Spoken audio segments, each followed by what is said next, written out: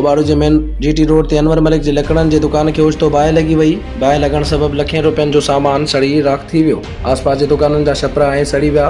बाहि तपिस सबबि ॿियो बि नुक़सान पहुतो। बाहि जा शोला परे ताईं नज़र अची रहिया हुआ। बाहि सबबि पूरे शहर में ख़ौफ़ पकिड़िजी वियो। बाहि जो इतला शेरिन टाउन अमले खे कयो, जिन फायर ब्रिगेड गाॾी मोकिली, जिते फायर ब्रिगेड अमलो पहुची वधीक बाहि ते कंट्रोल करे वरितो, जॾहिं त बाहि लॻण जो कारण मालूम न थी सघियो। यादि रहे त कुझु ॾींहं पहिरियों बि हिकु लकड़े वारी दुकान में बाहि लॻी हुई, पर हुन बाहि जो बि कारण मालूम न थी सघियो ऐं न ई पुलिस माण्हू पकड़िया। ही ॿियो वाक़ियो पेश आयो आहे। ओबाड़ू जे मेन जीटी रोड ते अनवर मलिक जी लकड़नि जी दुकान खे ओचितो बाहि लॻी वई। बाहि लॻण सबबि लखें रुपयनि जो सामान सड़ी राख थी वियो। आसपास जे दुकाननि जा छपरा ऐं सड़ी विया। बाहि तपिस सबबि ॿियो बि नुक़सान पहुतो।